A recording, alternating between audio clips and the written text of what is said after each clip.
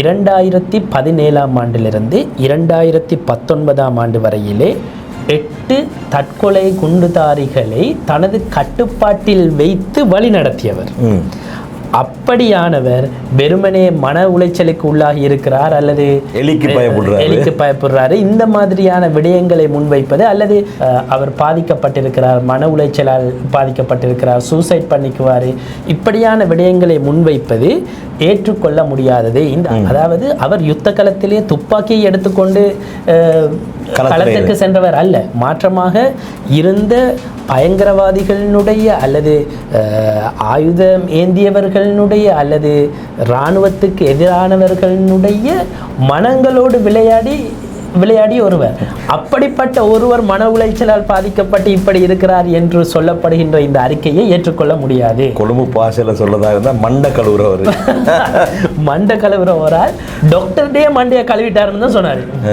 மே பபாரங்கன அபித்தக்க என்னப்பா, இந்த சின்ன பிள்ளைத்தனமான இந்த குழந்தை நடிப்பு எங்களோடு வேண்டாம். திலீப பீரிஸினுடைய வசனத்திலே சொல்வதாக இருந்தால், சில கைதேர்ந்த குற்றவாளிகள் அடிக்கடி சொல்வதை போல சுரேஷ் சலேவுக்கும் ஷார்ட் டைம் மெமரி லாஸ் இருக்குதான். அதனால என்னமோ தெரியாது, இதுவரையிலே சுரேஷ் சலே தனது தொலைபேசியினுடைய பாஸ்வேர்டை சிஐடியினருக்கு கொடுக்காமல் இருக்கிறார், லேப்டாப்பினுடைய பாஸ்வேர்டை கொடுக்காமல் இருக்கிறார். ஆனால் லேப்டாப்பை இப்படியே நாங்கள் திறந்துட்டோம். கொழும்பு நகரின் மிகச்சிறந்த முகவரிகளில் ஒரு புதிய வாழ்க்கை முறையின் அடையாளம் உருவாகிறது. ப்ளூ ஓஷன் குரூப் சிறந்த இடத்தேர்வு, காலத்தை வெல்லும் நவீன வடிவமைப்பு மற்றும் உயர்தர கட்டுமானத்தின் நம்பகமான பெயர்.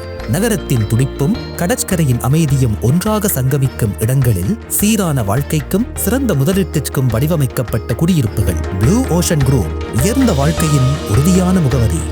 மீண்டும் ஒரு பியோண்ட் த நியூஸ் நிகழ்ச்சியில் உங்கள் அனைவரையும் சந்திப்பதில் மகிழ்ச்சி அடைகிறேன். இன்று 2026 ஆண்டு ஜூன் மாதம் 5ஆம் தேதி வெள்ளிக்கிழமை. இந்த நிகழ்ச்சியை நாங்கள் காலை வேளையிலே ஒளிப்பதிவு செய்கிறோம்.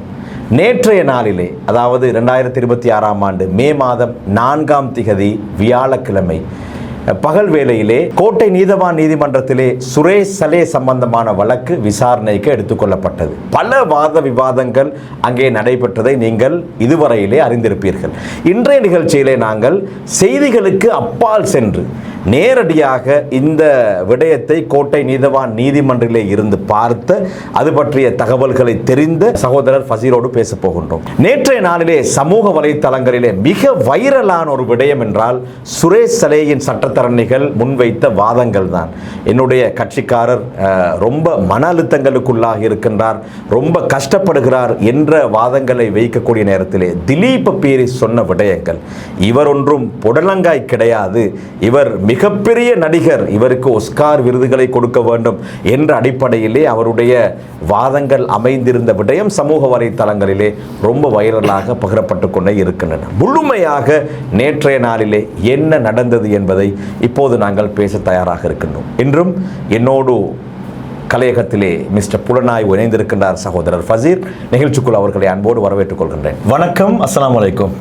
வணக்கம். வலைக்கும் அஸ்ஸலாம். பொதுவாக ஒவ்வொரு நாளும் இரவு நேரங்களிலே ஒளிப்பதிவு செய்யும் போது கலைத்து போயிருப்பீர்கள், ஆனால் இன்று ஃப்ரெஷ்ஷாக இருக்கிறீங்க. முதல்ல சொல்லுங்கள், நேற்றைய நாளில் ரொம்ப சுவாரஸ்யமான விடயங்கள் எல்லாம் கோட்டை நீதவான் நீதிமன்றத்தில் நடைபெற்றிருக்கின்றது. சமூக வலைத்தளங்களை பார்க்கும் போது பிரமிப்பாக இருக்கின்றது, என்னடா இப்படியெல்லாம் வாத விவாதங்கள் நடந்திருக்கின்றதா என்பதை பார்க்கும் போது சிங்கள ஊடகங்களிலே பெருவாரியான விடயங்கள், அதாவது முழுமையாக என்ன நடந்தது என்ற விடயங்கள் பெரிய அளவிலே, குறிப்பாக உங்களுடைய வீடியோக்கள் கூட வந்திருக்கின்றது. ஆனால் தமிழிலே நான் ஒன்றையும் காணவில்லை. எங்களுடைய ஏராளமான நேயர்கள் உங்களுடைய இந்த வீடியோவுக்காக வேண்டி எதிர்பார்த்து கொண்டே இருப்பார்கள். என்ன நடந்தது நேற்றைய நாளில்? நீதிமன்றத்திலே நடந்த விடயங்களை சொல்வதற்கு முன்னால் ஒரு நீதிமன்றத்திலே பேசப்படாத ஆனால் பேசப்பட்டிருக்க வேண்டிய ஒரு விடயத்தை சொல்லிவிட்டு நீதிமன்றத்தில் என்ன நடந்தது என்று சொன்னால் பொருத்தமாக. அதுதானே எங்கள் நிகழ்ச்சி, அதாவது பியோண்ட் த நியூஸ் தானே. சொல்லுங்க. உண்மையிலே சலே சட்டத்தரணிகளிடம் சில விடயங்களை முன்வைத்ததை தொடர்ந்து கடந்த மார்ச் மாதம் 7ஆம் தேதி சலேயினுடைய சட்டத்தரணிகள் போலீஸ் மா அதிபருக்கு ஒரு கடிதம் அனுப்புகிறார்கள்.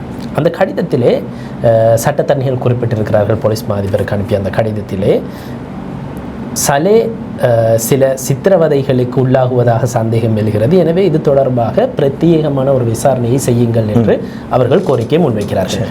அத்தோடு மார்ச் 11ஆம் தேதி இந்த வழக்கை நகர்த்தல் பத்திரம் ஒன்றூடாக நேற்று எப்படி இந்த வழக்கு விசாரணைக்கு அழைக்கப்பட்டதோ அதே முறையிலே நகர்த்தல் பத்திரம் ஒன்றூடாக மார்ச் 11ஆம் தேதி விசாரணைக்கு அழைக்கிறார்கள். நம்ம யோசிப்பாங்க என்னடா நகர்த்தல் பத்திரம், அதாவது மோஷன் தமிழ் வார்த்தை நகர்த்தல் பத்திரம்.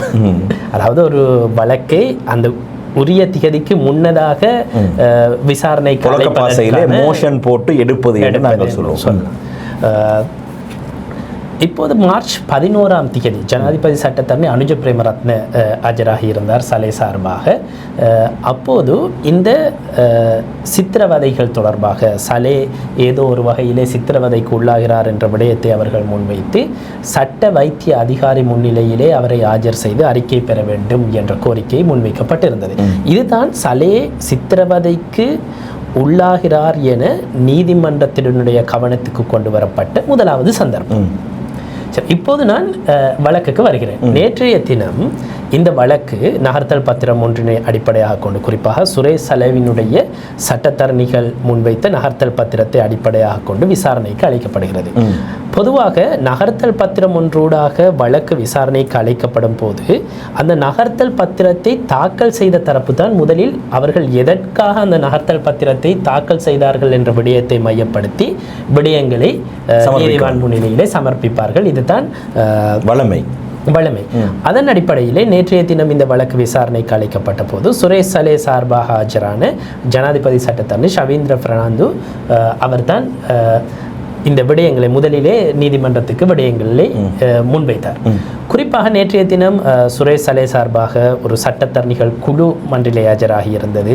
ஷவீந்திர பெர்னாண்டோ ஜனாதிபதி சட்டத்தரணி, அவரின் கீழ் அசித்த சிறிவர்தன உள்ளிட்ட குழு சட்டத்தரணிகள் ஆஜராகி இருந்தார்கள்.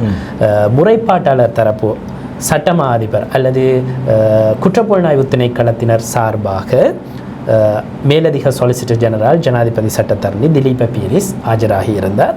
இது தவிர இந்த வழக்கு விசாரணையின் அடிப்படை முறைப்பாடாக அமைந்த ஃபாதர் ரொஹான் சில்வா அவர்கள் முன்வைத்த முறைப்பாடு அமைந்திருந்தது. எனவே ஃபாதர் ரொஹான் சில்வாவுக்காக சட்டத்தரணி மனுஷிகா குரேவுடன் சட்டத்தரணி துரேன் டி பெரேரா ஆஜராகி இருந்தார் அவருடைய நலன்கள் சார்பாக.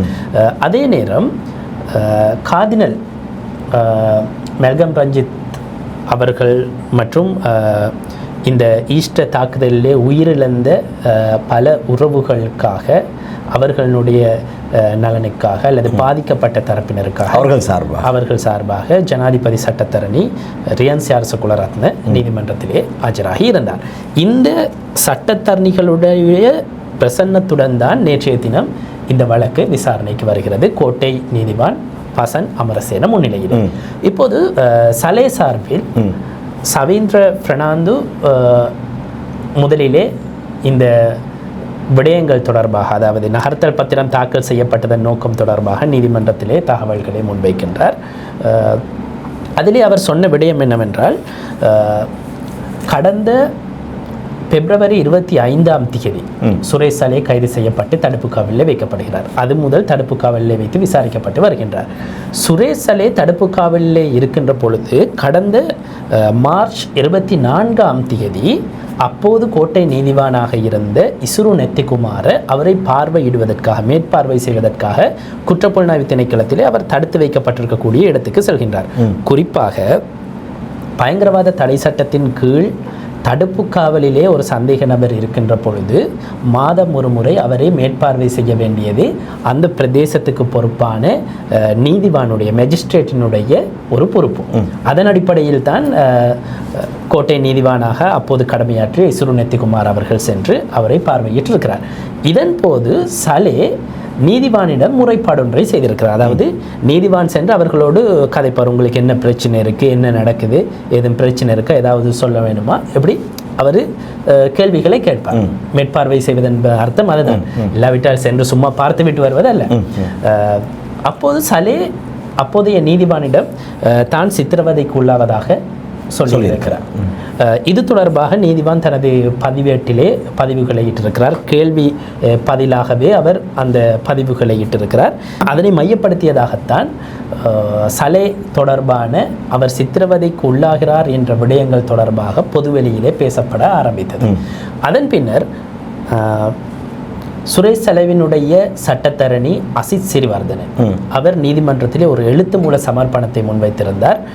சுரேஷ் சலேவை மானசீக விசேட சட்ட வைத்திய அதிகாரி ஒருவர் முன்னிலையிலே ஆஜர் செய்து அவருடைய மனநிலை தொடர்பாக அறிக்கையை நீதிமன்றம் பெற வேண்டும். அதே நேரம் கண் வைத்தியர் விசேட கண் வைத்தியர் ஒருவர் முன்னிலையிலே ஆஜர் செய்து அவரது பார்வை தொடர்பான விடயங்களை நீதிமன்றம் பெற்றுக்கொள்ள வேண்டும். இன்னும் ஒரு கோரிக்கையாக அவர் முன்வைத்திருந்தார். நியூட்ரிஷியன் போசாக்கு தொடர்பான விசேட வைத்திய நிபுணர் ஒருவர் முன்னிலையிலே அவரை ஆஜர் செய்து ஒரு அறிக்கை பெற வேண்டும். இந்த கோரிக்கைகளை அவர் ஒரு எழுத்துப்பூர்வமாக முன்வைத்திருந்தார். அதற்கு அப்போது நீதிவானாக இருந்த இசுரு நெத்திக்குமார் அனுமதி அளித்து கொழும்பு சட்ட வைத்திய அதிகாரியூடாக இந்த துறைகள் சார்ந்த விசேட நிபுணர்களிடம் முன்னிலைப்படுத்தி அறிக்கை பெற்று நீதிமன்றத்துக்கு சமர்ப்பிக்க உத்தரவிட்டிருந்தார். இந்த அறிக்கை கடந்த மே 20 வழக்கு விசாரணைக்கு வந்தபோது நீதிமன்றத்திலே சமர்ப்பிக்கப்பட்டிருந்தது.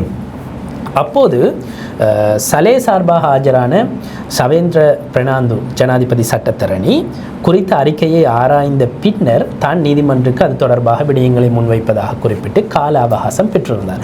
அதன்படி தான் அந்த அறிக்கையை ஆராய்ந்த பின்னர் அவர் நகர்த்தல் பத்திரம் ஊடாக அது தொடர்பாக விடயங்களை முன்வைக்க கோரிக்கை விடுக்கின்றார். அதன்படி இந்த அறிக்கையை ஆராய்கின்ற பொழுது இந்த அறிக்கையிலே பல்வேறு விடயங்கள் பேசப்பட்டிருக்கின்றன.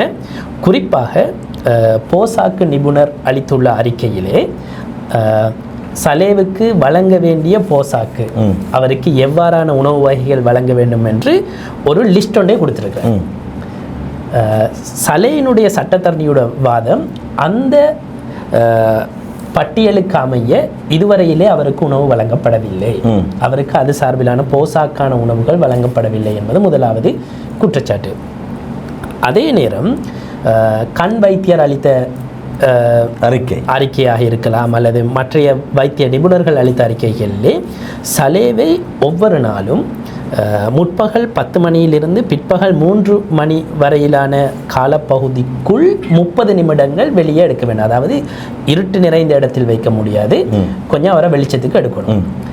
சலே குறிப்பிட்டிருந்த குற்றச்சாட்டு தான் தன்னை இருட்டிலே அடைத்து வைத்திருக்கிறார்கள், எலிகள் ஓடுகிறது, ஏற்கனவே வந்த குற்றச்சாட்டுகள். தான் 6க்கு 4 என்ற ஒரு ரூமில் அடைச்சி வைக்கப்பட்டிருக்கிறேன், வெளிச்சத்தை பார்க்க முடியலை, இப்படியான விடயங்கள் அவர் முன்வைத்திருந்தார். அதன்படித்தான் இந்த ஒரு வைத்தியர்களுடைய மேற்பார்வையிலே இந்த ஒரு பரிந்துரை முன்வைக்கப்பட்டிருக்கிறது. அதுவும் இதுவரை நிறைவேற்றப்படவில்லை என்று சொல்லி சவேந்திர பெர்னாண்டோ ஜனாதிபதி சட்டத்தரணி நீதிமன்றத்திலே குறிப்பிடுகின்றார். இது தவிர மனநல விசேட சட்ட வைத்திய அதிகாரி அங்கோட மனநல வைத்தியசாலையினுடைய விசேட வைத்திய நிபுணரினுடைய வைத்திய அறிக்கையிலே சலே மன உளைச்சல், பாரிய மன உளைச்சல் காரணமாக பாதிக்கப்பட்டிருப்பதாகவும் அது அவரை தற்கொலையை நோக்கி தூண்டக்கூடிய வகையிலே இருப்பதாகவும் குறிப்பிட்டிருக்கிறார். அவர் இருக்கக்கூடிய சூழல் அவ்வாறான விடயங்களை தூண்டுகிறது என்று குறிப்பிட்டிருக்கிறார். அதே போல அவருக்கு இது தொடர்பாக சிகிச்சை அளிக்க வேண்டும் என்று பரிந்துரை செய்திருக்கிறார். அவ்வாறு சிகிச்சை அளிக்க வேண்டுமானால் அதற்கு உகந்த ஒரு சூழலிலே அவர் வைக்கப்பட வேண்டும். அந்த சூழல் இப்போது அந்த 6க்கு 4 என்ற ரூமுக்குள்ள இல்லை. இதுதான் அவருடைய அறிக்கை. எனவே அது தொடர்பாகவும் அவருடைய அறிக்கையிலே சுட்டிக்காட்டி இருக்கிறார். எனவே ஜனாதிபதி சட்டத்தரணி சவேந்திர பெர்னாண்டோவினுடைய வாதம் என்னவென்றால், பிப்ரவரி மாதம் 25 முதல் சலே சிஐடியினுடைய பொறுப்பிலே இருக்கிறார். கொழும்பு சட்ட வைத்திய அதிகாரியூடாக ஏனைய விசேட நிபுணர்களின் அறிக்கையை பெற்று சமர்ப்பிக்கப்பட்ட அறிக்கையிலே சுரேஷ் சலே சித்திரவதைகளுக்கு உள்ளாக்கப்பட்டிருப்பதாக 7 இடங்களிலே குறிப்பிடப்பட்டிருக்கிறது. அப்படியானால் இந்த 7 இடங்களிலும் சித்திரவதை என்று குறிப்பிடப்பட்டிருப்பதால் இது மிக பெருமளவிலே அவதானத்துக்கு உட்படுத்தப்பட வேண்டிய விடயம். சுரேஷ் சலே சிஐடியில் இருக்கும் போது அல்லது சிஐடியின் பொறுப்பில் இருக்கும் பொழுதுதான் இந்த சித்திரவதைகளுக்கு ஆளாகி இருக்கிறார். எனவே இதற்கு 100% சிஐடியினர் பொறுப்பு சொல்ல வேண்டும் என்ற விடயத்தை அவர் முன்வைத்தார். குறிப்பாக சுரேஷ் சலேயிடம் நீதிவான் மார்ச் 24 மேற்பார்வை செய்யும் போது சலே குறிப்பிட்டிருந்தார், விசாரணை அதிகாரிகள் தன்னை நல்ல முறையிலே நடத்துகிறார்கள், அவர்கள் எந்த பிரச்சனையும் இல்லை என்று. ஆனால் ஏனைய சிஐடி அதிகாரிகள் மீது தான் அவரது குற்றச்சாட்டுகள் முன்வைக்கப்பட்டிருக்கின்றன, தன்னை மோசமான முறையிலே நடத்தியதாக. இப்போது சவேந்திர பிரணாந்து ஜனாதிபதி சட்டத்தரணி, சலேவினுடைய சட்டத்தரணி, அவர் குறிப்பிடுகின்ற விடயம் என்னவென்றால், சிஐடியினர் இதற்கு பொறுப்பு சொல்ல வேண்டும். விசாரணை அதிகாரிகள் நல்ல முறையில் நடத்தினாலும் குற்றப்புலனாய்வு திணைக்களத்துக்கு பொறுப்பான சிரேஷ்ட பிரதி போலீஸ் மா அதிபர், அதே போன்று பணிப்பாளரின் கீழ் இயங்கக்கூடிய நிர்வாக நடவடிக்கைகளை ஒழுங்குபடுத்துகின்ற அந்த அதிகாரிகள் இதற்கு பொறுப்பு சொல்ல வேண்டும். எனவே இது தொடர்பான விடயத்திலே நீதிமன்றம் தலையீடு செய்ய வேண்டும் என்பது தான் அவரது பிரதான வாதமாக இருந்தது. குறிப்பாக சித்திரவதைக்கு எதிரான சர்வதேச இணக்கப்பாட்டு உடன்படிக்கைகள் இருக்கின்றன. அந்த உடன்படிக்கை தொடர்பான விடயங்களையும் அவர் நீதிமன்றத்திலே முன்வைத்திருந்தார். இலங்கை அதிலே கையெழுத்திட்டிருக்கிறது. இஸ்தான்புல் உடன்படிக்கையிலே இலங்கை கையெழுத்திட்டிருக்கிறது. அப்படியானால் சித்திரவதைகளுக்கு எதிராக உளவியல் ரீதியிலான சித்திரவதைகளுக்கு எதிராக செயற்படுவதை இலங்கை அங்கீகரித்திருக்கிறது. அதனால் தான் 1994 என்று நினைக்கிறேன் 22ஆம் இலக்க சர்வதேச இணக்கப்பாட்டு சட்டம் ஒன்றை நாங்கள் இயற்றியிருக்கிறோம் சித்திரவதைகளுக்கு எதிராக. எனவே இவற்றை எல்லாம் வைத்து பார்க்கின்ற பொழுது சலே சித்திரவதை செய்யப்படுவதாக சட்ட வைத்திய அதிகாரியினுடைய அறிக்கை சொல்கிறது. எனவே அவருக்கு அது தொடர்பிலான நிவாரணங்கள் வழங்கப்பட வேண்டும் என்பது தான் சவேந்திர பிரணாந்துவினுடைய வாதமாக இருந்தது. அந்த வாதங்கள் எவ்வாறு அமைந்திருந்தது என்று சொன்னால், பயங்கரவாத தடை சட்டம், பயங்கரமான சட்டம். இந்த பயங்கரவாத தடை சட்டத்துக்கு புதிதாக கொண்டு வரப்பட்ட திருத்தங்களிலே சில நல்ல விடயங்கள் உட்புகுத்தப்பட்டன. ஆனால் முழுமையாக அந்த சட்டத்தை நாங்கள் ஆதரிக்க முடியாது. முழுமையாக அந்த சட்டம் நீக்கப்பட வேண்டும் என்ற நிலைப்பாட்டிலே இருக்கிறவன் நான். அதாவது நடப்பிலே இருக்கக்கூடிய அரசாங்கம் அதற்கு எதிராக குரல் கொடுத்து வந்த அரசாங்கம். இந்த பயங்கரவாத தடை சட்டத்தினுடைய 9வது அத்தியாயத்திலே B3 பிரிவு, இந்த 3ஆம் பிரிவு என்ன சொல்கிறது, 9B3 என்ன சொல்கிறது என்றால், பயங்கரவாத தடை சட்டத்தின் கீழ் தடுப்பு காவலிலே இருக்கக்கூடிய ஒரு நபர் சித்திரவதைகளுக்கு உள்ளாகிறார் என நீதிவானுக்கு சட்ட வைத்திய அதிகாரி ஒருவர் ஊடாக அறிக்கை கிடைக்குமாக இருந்தால், நீதிவானினுடைய உத்தரவின் பேரிலே சட்ட வைத்திய அதிகாரி பரீட்சித்து ஒரு அறிக்கையை கொடுப்பாராக இருந்தால், பயங்கரவாத தடை சட்டத்தினுடைய 9B3 சரத்து என்ன சொல்கிறது என்றால், அந்த பிரிவு என்ன சொல்கிறது என்றால், நீதிவான் முன்னிலையிலே ஒரு சட்ட வைத்திய அதிகாரியினுடைய அறிக்கை கிடைக்கின்ற பொழுது அதனை ஆராய்ந்து நீதிவான் தடுப்பு காவலில் தடுத்து வைத்திருக்கக்கூடிய இடத்தை மாற்றுவதற்கு உத்தரவு ஒன்றினை பிறப்பிக்க முடியும். அதே சட்டத்தினுடைய 9B4 பிரிவு என்ன சொல்கிறது என்றால், அப்படி ஒரு அறிக்கை கிடைத்தால், சட்ட வைத்திய அதிகாரியினுடைய அறிக்கை கிடைத்தால், ஒருவர் சித்திரவதைக்கு செய்யப்படுகிறார் என்ற ஒரு அறிக்கை கிடைத்தால், உடனடியாக அதன் பாதிப்புகளுக்காக கண்டிப்பாக ஷெல் என்ற வசனம் பாவிக்கப்பட்டிருக்கிறது அந்த இடத்திலே, உடனடியாக கண்டிப்பாக அவருக்கான சிகிச்சைகளை அளிக்க நீதிவான் உத்தரவிட வேண்டும் என்ற ஒரு நிலைப்பாடு அந்த சட்டத்திலே இருக்கிறது. அதற்கு அடுத்த பிரிவு 9B5 பிரிவு என்ன சொல்கின்றது என்றால், அதன் பின்னர் நீதிவான் உடனடியாக போலீஸ் மா அதிபருக்கு உத்தரவிட வேண்டும். அந்த சித்திரவதை தொடர்பாக சுயாதீனமான விசாரணை ஒன்றினை முன்னெடுக்க போலீஸ் மா அதிபருக்கு உத்தரவிட வேண்டும். அந்த உத்தரவின்படி போலீசார் முன்னெடுக்கின்ற விசாரணை அறிக்கையை பெற்றுக்கொண்டு சட்டமா அதிபர் சுயாதீனமாக நடந்து கொண்டு அவர்களுக்கு எதிராக குற்றவியல் வழக்கொன்றினை முன்கொண்டு செல்ல வேண்டும் என்பது அந்த சட்டத்திலே தொடர்ந்து சொல்லப்படக்கூடிய விடயங்கள். சவேந்திர பிரணாந்து ஜனாதிபதி சட்டத்தரணியுடைய வாதம், இந்த விடயங்களுக்கு உத்தரவிடுங்கள், முதலாவது, இப்போது சட்ட வைத்திய அதிகாரினுடைய அறிக்கை கிடைக்கப்பட்டிருக்கிறது. அதிலே சித்திரவதை செய்யப்பட்டதாக 7 இடங்களிலே குறிப்பிடப்பட்டிருக்கிறது. எனவே அவரை தடுத்து வைத்திருக்கக்கூடிய இடத்தை மாற்றுவதற்கு உத்தரவிடுங்கள். அவரை உடனடியாக பொருத்தமான சிகிச்சையை பெற்றுக்கொள்வதற்கு உத்தரவிடுங்கள். இந்த சித்திரவதைக்கு எதிராக விசாரணைகளை செய்யுமாறு போலீஸ் மா அதிபருக்கு உத்தரவிடுங்கள். சட்டமா அதிபருக்கு நியாயமான உரிமை இருக்கிறதா என்ற கேள்வியை அவர் தொடுக்கின்றார். அதாவது சித்திரவதை தொடர்பாக போலீசார் முன்னெடுக்கும் விசாரணைகளின் பின்னர் சட்டமா அதிபர் தான் அவர்களுக்கு எதிராக குற்றப்பத்திரிகை தாக்கல் செய்ய வேண்டும். இங்கு குற்றப்புலனாய்வு திணைக்களத்தின் அதிகாரிகளுக்கு எதிராகத்தான் சித்திரவதை தொடர்பான குற்றச்சாட்டு எழுகிறது. அப்படி இருக்கையில் இப்போது சட்டமா அதிபர் குற்றப்புலனாய்வு திணைக்களத்தினருக்கு சார்பாகத்தான் நீதிமன்றத்திலே ஆஜராகின்றார். அப்படியானால் அவரால் எப்படி சுயாதீனமாக சித்திரவதை தொடர்பாக செயற்பட முடியும்? எனவே அது அந்த விடயம் சட்டமா அதிபருக்கு உரிமை இருந்தாலும் அதிகாரம் இருந்தாலும் சிஐடியினர் சார்பாக நீதிமன்றத்தில் இந்த வழக்கிலே ஆஜராக சித்திரவதை ஒன்று நடைபெற்றிருக்கிறது என்ற விடயம் மேலெழுகின்ற பொழுது எப்படி சட்டமா அதிபர் சுயாதீனமாக செயற்பட முடியும் என்ற கேள்வியையும் அவர் எழுப்புகின்றார். பிரதானமாக சலே சார்பாக முன்வைக்கப்பட்ட கோரிக்கை அந்த 3 கோரிக்கைகள் தான், 4 கோரிக்கைகள். அந்த கோரிக்கைகளுக்கு அமைய உடனடியாக உத்தரவொன்றினை பிறப்பிக்குமாறு சலேவினுடைய சட்டத்தரணி ஷவீந்திர பிரணாந்து கோரிக்கைகளை முன்வைத்திருந்தார். இதுதான் உண்மையிலே அவருடைய வாதத்தினுடைய சுருக்கம். மிக நீண்ட வாதங்கள், 2 மணி நேரம் வரை நீடித்த வழக்கு. அதிலே அவர் இன்னும் சில விடயங்களை குறிப்பிட்டிருந்தார். குறிப்பாக நிறுவன சட்டக்கோவையிலே, சாதாரணமாக அரச நிறுவனங்களுக்கு என்று இருக்கிறது, நிறுவன சட்டக்கோவையிலே கூறப்பட்டிருக்கக்கூடிய ஒரு விடயம், அரசியலமைப்பினுடைய 11வது உறுப்புரிமையை மீறுகின்ற சந்தர்ப்பங்களிலே, அதாவது சித்திரவதைக்கு உட்படுவதிலிருந்து ஒருவர் தன்னை பாதுகாத்துக் கொள்வதற்கான உரிமை, அதாவது யாராவது சித்திரவதைக்கு அரச ஊழியர்களால் உட்படுத்தப்பட்டிருந்தால் அவருக்கு எதிரான வழக்கு நடவடிக்கைகளின் போது சட்டமா அதிபர் ஆஜராவதில்லை. அரச அதிகாரிகளுக்காக சட்டமா அதிபர் வழக்குகளிலே ஆஜராவார். ஆனால் சித்திரவதை தொடர்பாக ஒருவருக்கு எதிராக குற்றச்சாட்டு எழுகின்ற பொழுது சட்டமா அதிபர் ஆஜராக மாட்டார். எனவே அந்த அடிப்படையிலே சிஐடி சார்பாக சட்டமா அதிபர் இந்த வழக்கிலே ஆஜராவது தொடர்பில் தனது நிலைப்பாட்டை மீள் பரிசீலனை செய்ய வேண்டும் என்பது தான் ஷவீந்திர பிரணாந்துவினுடைய அடுத்த கோரிக்கையாக இருந்தது.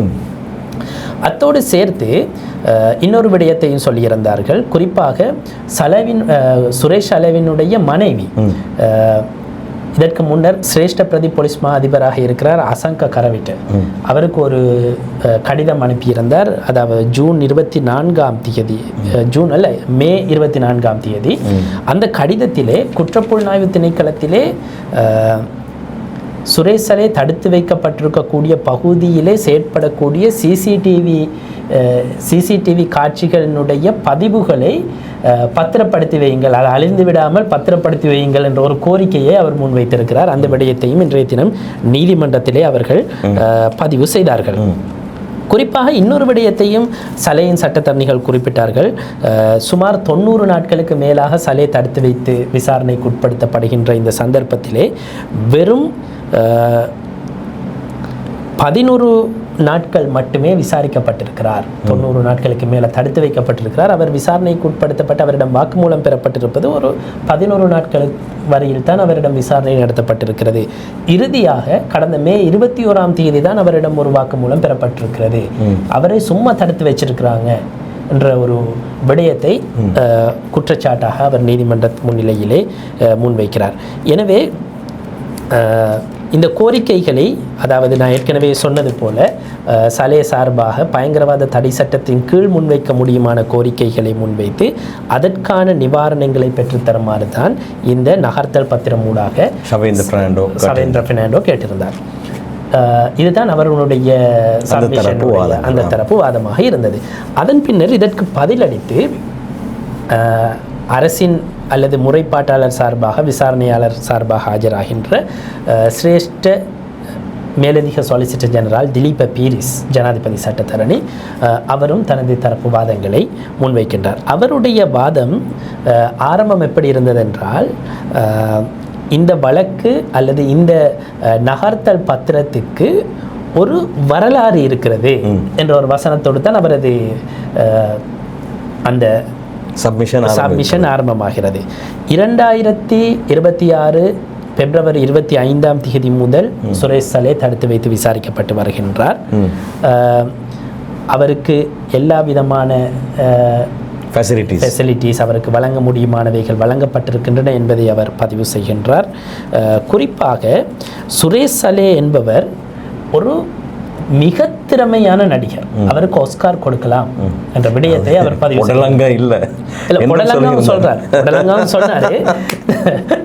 படலங்காவும் சொன்னாரு. சில விடயங்கள் வந்து திறந்த ஊடகங்களிலே பேசுகின்ற பொழுது சில கட்டுப்பாடுகள் இருக்கின்ற. அதே போன்று தமிழிலே சொல்வதை விட எனக்கு சிங்களத்தில் சொல்வதனால் எனக்கு அந்த ஃப்ளோ வரக்கூடியதாக இருக்கும். இல்லை அப்படின்னு இல்லை, தமிழை நம்ம சொல்லலாம். சுரேஷ் சலேவை பொறுத்தவரையிலே சுரேஷ் சலே திலீப பீரிஸினுடைய கூற்று 2017ஆம் ஆண்டிலிருந்து 2019ஆம் ஆண்டு வரையிலே 8 தற்கொலை குண்டுதாரிகளை தனது கட்டுப்பாட்டில் வைத்து வழி நடத்தியவர்.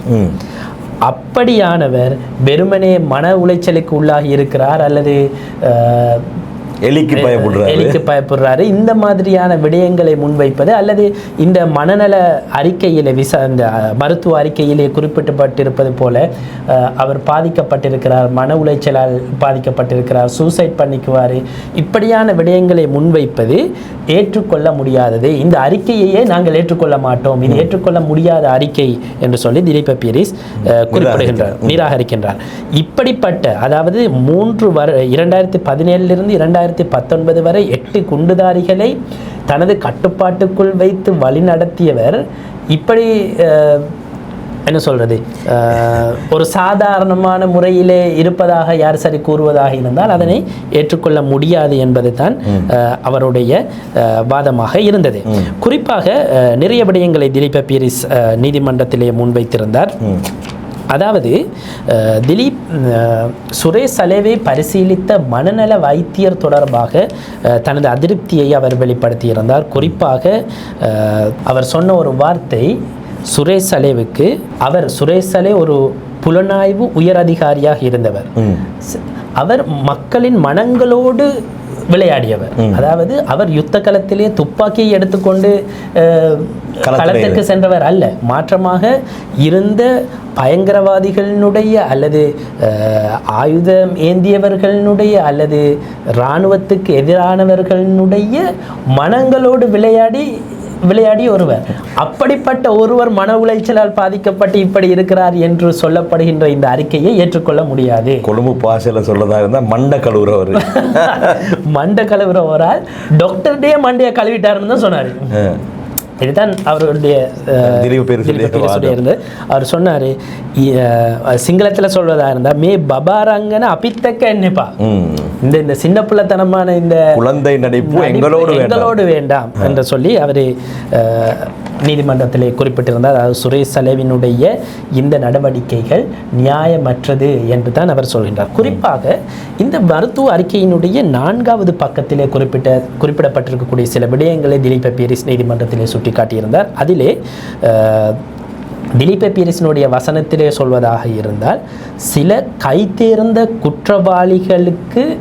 குற்றவாளிகள் அடிக்கடி சொல்வதை போல சுரேஷ் சலேவுக்கும் ஷார்ட் டைம் மெமரி லாஸ் இருக்குதான். இதை 4வது பக்கத்திலே மனநல சட்ட மருத்துவ வைத்தியர் பதிவு செய்திருக்கிறார். சுரேஷ் சலே ஒரு கஜினி, அவருக்கு ஷார்ட் டைம் மெமரி லாஸ் இருக்குன்னு சொல்லி, அதனால என்னமோ தெரியாது, இதுவரையிலே சுரேஷ் சலே தனது தொலைபேசியினுடைய பாஸ்வேர்டை சிஐடியினருக்கு கொடுக்காமல் இருக்கிறார், லேப்டாப்பினுடைய பாஸ்வேர்டை கொடுக்காமல் இருக்கிறார். ஆனால் லேப்டாப்பை இப்படியே நாங்கள் திறந்துட்டோம், தொலைபேசியை எங்களால் இதுவரைக்கும் திறக்க முடியல, அவர் பாஸ்வேர்டை சொல்கிறார் இல்லை என்ற விடயங்களை அவர் நீதிமன்றத்துக்கு முன்வைத்திருந்தார். இது ஷார்ட் டைம் மெமரி லாஸினுடைய பாதிப்பா என்ற கேள்வியை அவர் எழுப்பியிருந்தார். அதாவது இந்த ஷார்ட் டைம் மெமரி லாஸ் பொதுவாக கைதேர்ந்த குற்றவாளிகள் கைது செய்யப்படுகின்ற பொழுது, பிரபலமான குற்றவாளிகள் கைது செய்யப்படுகின்ற பொழுது அவர்கள் எல்லோரும் பாவிக்கின்ற ஒரு மெத்தட். எனவே இது ஒரு விசேடமான ஒரு விடயமாக கொள்ள முடியாது என்ற விடயத்தை அவர் நீதிமன்றத்திலே குறிப்பிடுகின்றார். ஒரு நேர்காணலில் அந்த எஸ்பி திசாநாயக் மம தன்னனே மட்டமத்தக்கனே மமக்கியன்னு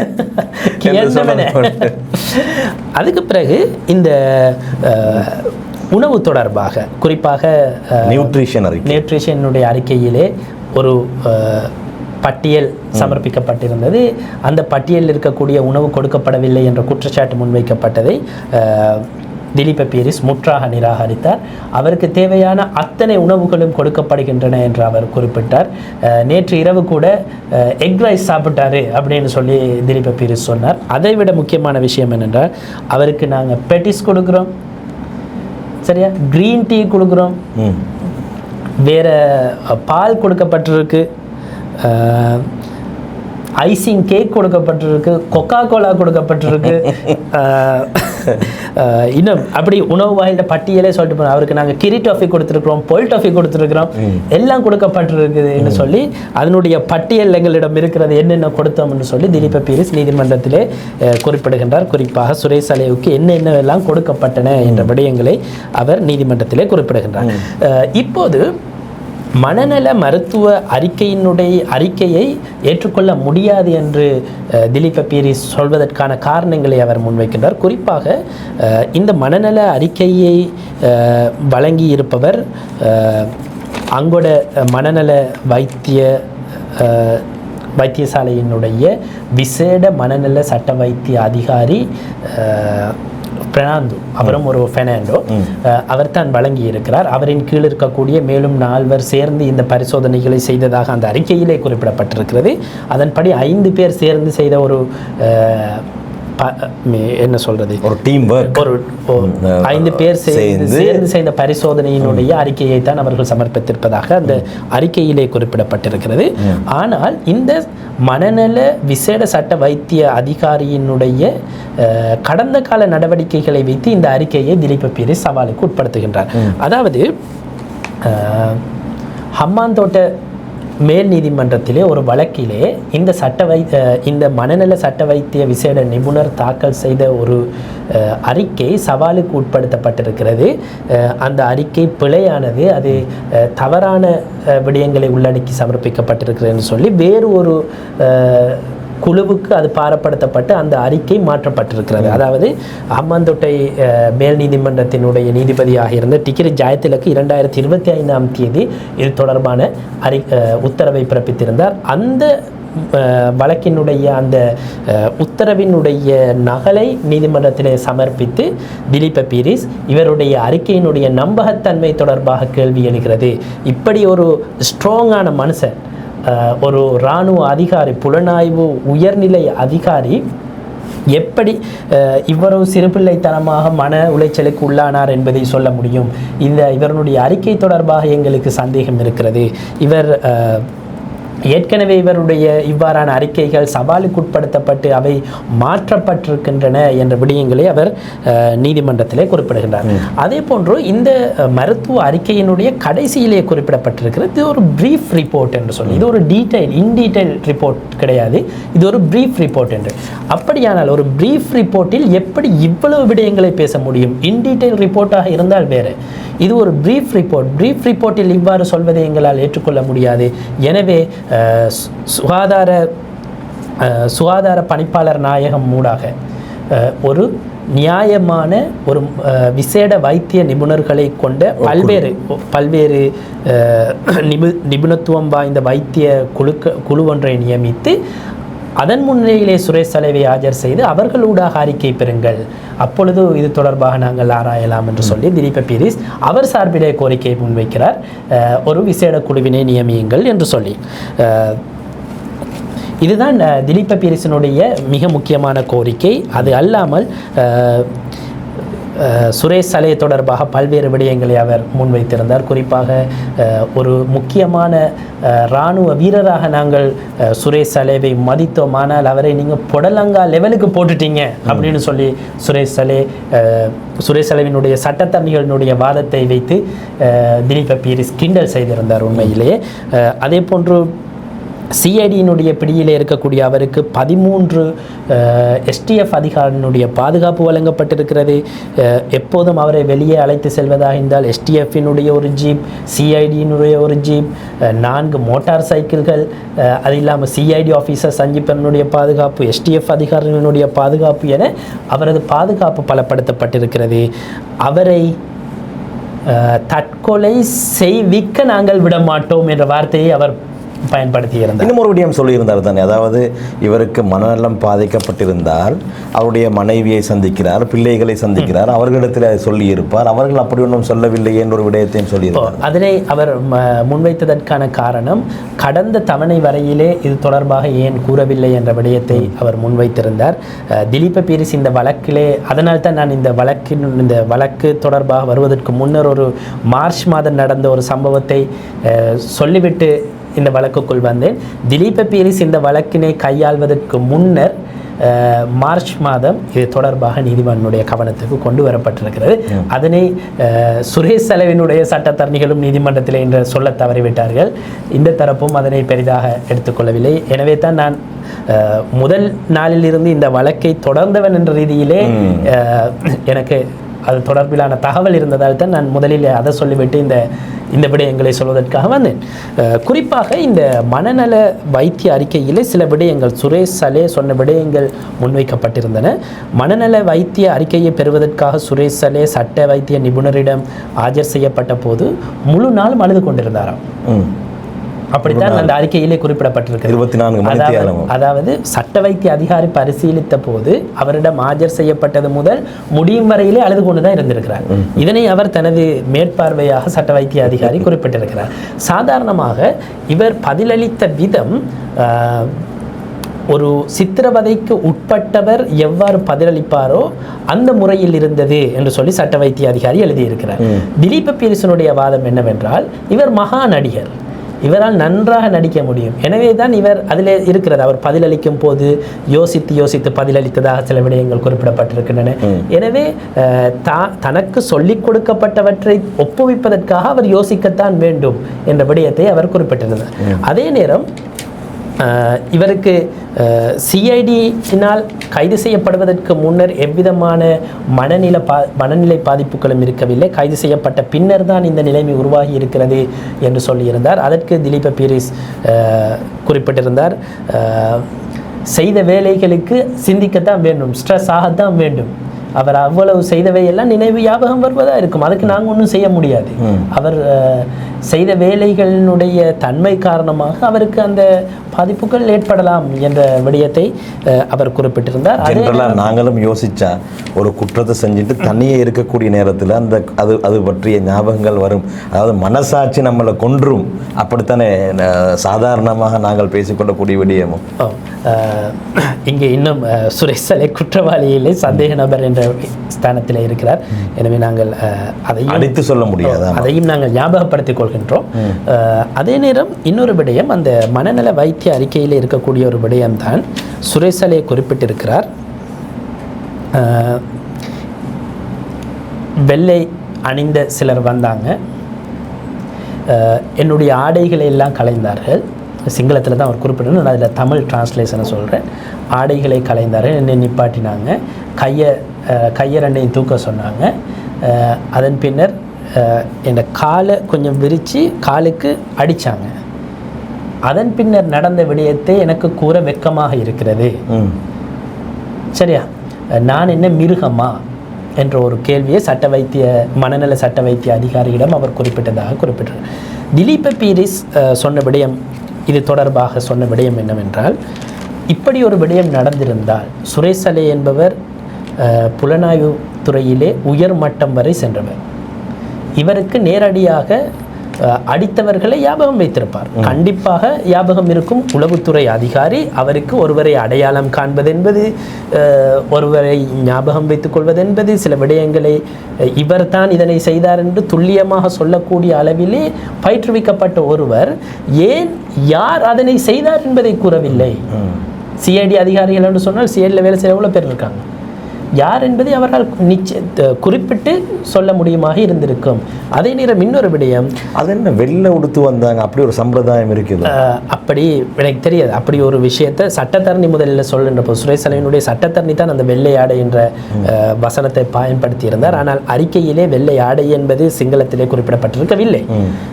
இதிலே என்ன விவகாரம் என்றால், திலீப பீரிஸினுடைய கேள்வி என்னவாக இருந்தது என்றால், சரி உங்களை நிர்வாணப்படுத்தினாங்க, அதை சொல்கிறீங்க, அடித்தாங்க, கையை தூக்க வச்சாங்க, அதையும் சொல்கிறீங்க, அதன் பின்னர் நடந்ததை சொல்ல வெட்கமாக இருக்கிறது, ஏன் நீங்கள் வெட்கப்படுறீங்க? சட்ட வைத்திய அதிகாரிக்கிட்ட நீங்கள் சொல்கிறதுக்கு ஏன் வெட்கப்படுறீங்க? அப்படி என்ன நடந்துச்சு? இவ்வளவு சொல்கிறோம் உங்களுக்கு, ஏன் அதை சொல்லல? நீங்கள் என்ன பொம்பளை பிள்ளையா? அப்படியே கேட்டார். சரியா? இவ்வளோ வெக்கப்படுறது, நீங்கள் என்ன பொம்பளை பிள்ளை? நீங்கள் உளவுத்துறையினுடைய உயர்நிலை வரை சென்ற ஒரு அதிகாரி, அதன் பின்னர் நடந்ததுக்கு சொல்கிறதுக்கு வெக்கப்படுறேன்னு என்ன? ஏன் அதை சொல்லலை? இதுலேயே அவர் பொய் சொல்கிறாருங்கிறது தான் இதிலிருந்து தெளிவாகிறது என்று சொல்லித்தான் திலீப பீரிஸ் தன்னுடைய வாதங்களை முன்வைத்திருந்தார். எனவே இந்த அறிக்கையை முற்றாக நிராகரிக்க வேண்டும் என்ற கோரிக்கையை அவர் முன்வைத்திருந்தார். பாதிக்கப்பட்ட தரப்பினர் சார்பாக ஜனாதிபதி சட்டத்தரணி ரியன்சி அரசகுலரத்னவும் இதே கேள்வியை முன்வைத்திருந்தார். ஏன் அந்த விடயத்தை மறைக்கிறார்? நாங்கள் ரியன்சி அரசகுலரத்ன ஜனாதிபதி சட்டத்தரனுடைய வாதத்திலே அவர் குறிப்பிட்ட ஒரு முக்கியமான விடயம், பொதுவாகவே ஒருவர் போலீசாரால் கைது செய்யப்பட்டால், சிஐடியால் கைது செய்யப்பட்டால் அவருக்கு அந்த மன உளைச்சல் வரும். அந்த தனிமையிலே அவர் கைது செய்யப்பட்டால் அந்த விடயங்கள் வரும். அதே போன்று டிஓவிலே அவர் வைக்கப்பட்டிருந்தார், தடுப்பு காவலின் கீழ் வைக்கப்பட்டிருந்தால் நிச்சயமாக அந்த ஒரு படி மேலே அந்த யோசனை வரும். அதாவது அரசகுலரத்ன ஜனாதிபதி சட்டத்தரணி சொன்ன விடயம் என்னவென்றால், என்னை நாளை கைது செய்தாலும் எனக்கும் அந்த வரும். குற்றப்புலனாய்வு திணைக்களத்தினுடைய பணிப்பாளர் ஷானியா பேசேக்கர் பல கைது செய்யப்பட்டு தடுப்பு காவலில் இருந்த அவருக்கும் அந்த நிலைமை ஏற்பட்டிருக்கும். இது பொதுவான நிலைமை. இதற்காக இதனை சித்திரவதை என்று எப்படி கொள்வது என்ற விடயத்தை கேள்வியை அவர் எழுப்பியிருந்தார். அதே போன்று அவரும் திலீப பீரிஸ் எழுப்பிய கேள்வி, அந்த வெக்கப்படுற விஷயம். சரி, நாங்கள் ஒரு நிமிஷம் வச்சுக்குவோம், இந்த அறிக்கை உண்மையானது, சரியானது, நேர்மையானது என்று சொல்லி. அப்படியானால் அந்த வெக்கப்படுற விஷயம் என்ன? அதை யார் செஞ்சாங்க, என்ன செஞ்சாங்க, ஏன் அதை சொல்லலை, நீங்கள் ஏன் அதை மறைக்கிறீங்க என்ற ஒரு கேள்வியை முன் வச்சிருந்தார். எனவே அவருடைய கோரிக்கையும் உண்மையிலேயே சுரேஷ் சலே சித்திரவதைக்கு மானசீக ரீதியாக சித்திரவதைக்கு உட்படுத்தப்பட்டிருந்தால் அது தொடர்பாக நியாயம் அவருக்கு கிடைக்க வேண்டும், அது தொடர்பாக நடவடிக்கைகள் எடுக்கப்பட வேண்டும் என்பதில் மாற்று கருத்து இல்லை.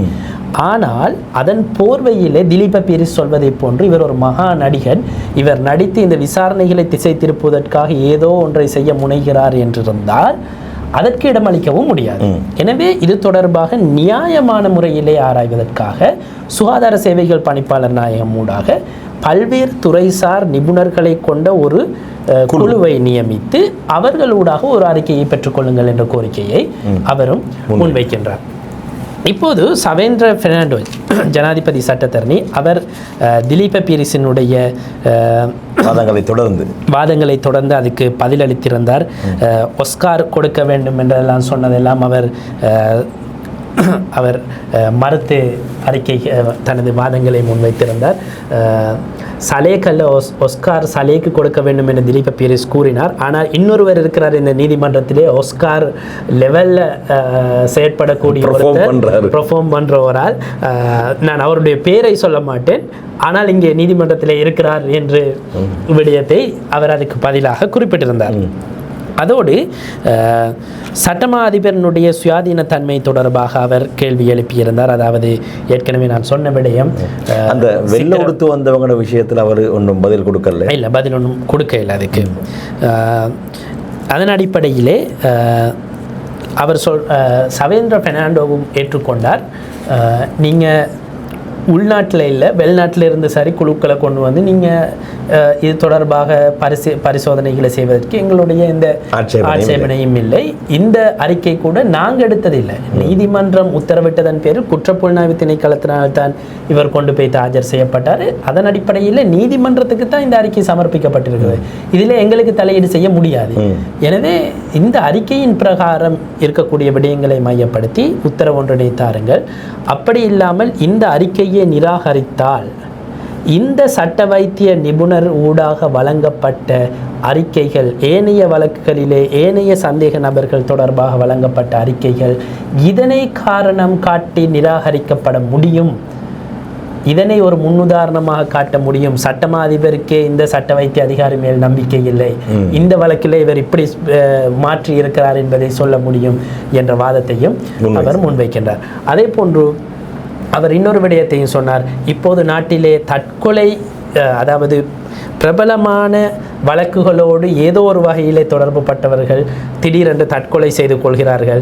எனவே அது தொடர்பாக ஒரு விடயத்தை குறிப்பிட்டிருந்தார். நீதிவான் இது தொடர்பான உத்தரவை பிரிதொரு தினத்துக்கு வழங்குவதற்கு தயாரான போது திலீப பீரிஸ் குறிப்பிட்டிருந்தார், இந்த வழக்குக்கென்று இன்னொரு தவணை இருக்கிறது, அந்த திகதி என்று சொல்லும் பொழுதே சவேந்திர பெர்னாண்டோ ஜனாதிபதி சட்டத்தரணி சொன்னார், ஏன் நீங்கள் கொல்லப் போகிறீர்களா சுரேஷ் சலேவை? அதுவரையிலே இப்படியே வைத்து அவரை தடுப்பு காவலில் வைத்து கொல்லப் போகின்றீர்களா? நாட்டிலே சில பிரபலமான வழக்குகளோடு தொடர்பு பட்டவர்கள் தற்கொலை செய்து கொள்கிறார்கள். 1, 2, 3, 4 என்று சொல்லி அதனுடைய பட்டியல் நீண்டு கொண்டே போகிறது.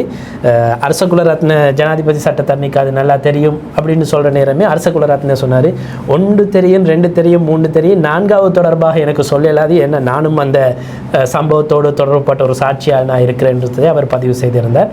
கபில சந்திரசேனனுடைய விடயத்திலே ஜனாதிபதி சட்டத்தரணி அரச குலரத்ன ஒரு சாட்சியாளர் நாளைய தினம் அவரது சாட்சியம் நீதிமன்றத்திலே பெறப்பட இருக்கிறது. எனவே அவருக்கு அது தொடர்பாக கூற முடியாது என்பதைத்தான் அவர் அவ்வாறு நீதிமன்றத்திலே தெரிவித்தார். எனவே இந்த விடயங்கள் எல்லாவற்றையும் ஆராய்ந்த நீதிவான் பொருத்தமான ஒரு கட்டளையை ஆக்குவதற்காக எதிர்வரும் புதன்கிழமை 10ஆம் தேதி இந்த வழக்கை விசாரணைக்கு அழைப்பதாக அறிவித்தார். சுரேஷ் சலே சார்பில் முன்வைக்கப்பட்ட கோரிக்கைகளை வழங்குவதா, அந்த கோரிக்கைகளுக்கு அமைவாக உத்தரவுகளை வழங்குவதா, அல்லது சட்டமா அதிபர் சார்பாக திலீப பீரிஸ் முன்வைத்த கோரிக்கைகளுக்கு அனுமதி வழங்குவதா என்பது தொடர்பாக எதிர்வரும் புதன்கிழமை நீதிவான் தீர்மானிக்க இருக்கிறார். இதுதான் நேற்றைய நாளிலே கோட்டை நீதவான் நீதிமன்றத்திலே நடந்த முக்கியமான விடயங்கள். அதாவது நாங்கள் ஆரம்பத்திலே சொல்லியிருந்தோம், செய்திகளுக்கு அப்பால் சென்று நாங்கள் இதனை அலசப் போகின்றோம் என்று. எனவே ஃபசீர் ஒவ்வொரு விடயமாக அழுத்தம் திருத்தமாக நடைபெற்ற விடயங்களை நீதிமன்றத்திலே அவர் பதிவு செய்த புத்தகத்தை கொண்டு வந்து விரிவாக தெளிவாக விளக்கமாக சொல்லியிருந்தார். இதுதான் நேற்றைய தினத்தில் நடைபெற்ற விடயம். பொறுத்திருந்து பார்க்க வேண்டும். எதிர்வரக்கூடிய 10ஆம் தேதி கோட்டை நீதவான் நீதிமன்றத்திலே இந்த விவகாரம் தொடர்பிலான தீர்மானம் வர இருக்கின்றது. அந்த தீர்மானம் வந்ததற்கு பின்னால் நாங்கள் தொடர்ந்தும் 10ஆம் தேதி என்ன நடைபெற்றது என்ற விடயங்களையும் அலசுவதற்கு தயாராக இருக்கின்றோம் என்பதை ஞாபகப்படுத்தி கொண்டு இன்றைய நாளிலே கலையகத்திற்கு வந்து முழுமையாக நேற்றைய நாளிலே கோட்டை நீதவான் நீதிமன்றத்தில் நடைபெற்ற விடயங்களை தெளிவாகவும் விரிவாகவும் முழுமையாகவும் வழங்கிய சகோதரர் ஃபசீருக்கு நன்றிகளை தெரிவித்துக் கொள்கின்றேன். ரொம்ப நன்றி ஃபசீர். நன்றி. இன்னும் ஒரு பியோண்ட் தி நியூஸ் நிகழ்ச்சியில் உங்கள் அனைவரையும் சந்திக்கும் வரை ஒளிப்பதிவாளர் ரில்மியோடு விடைபெற்றுக் கொள்கின்றேன். நன்றி. கொழும்பு நகரின் மிகச்சிறந்த முகவரிகளில் ஒரு புதிய வாழ்க்கை முறையின் அடையாளம் உருவாகிறது. ப்ளூ ஓஷன் குரூப் சிறந்த இடத்தேர்வு, காலத்தை வெல்லும் நவீன வடிவமைப்பு மற்றும் உயர்தர கட்டுமானத்தின் நம்பகமான பெயர். நகரத்தின் துடிப்பும் கடற்கரையின் அமைதியும் ஒன்றாக சங்கமிக்கும் இடங்களில் சீரான வாழ்க்கைக்கும் சிறந்த முதலீட்டிற்கும் வடிவமைக்கப்பட்ட குடியிருப்புகள். ப்ளூ ஓஷன் குரூப் உயர்ந்த வாழ்க்கையின் உறுதியான முகவரி.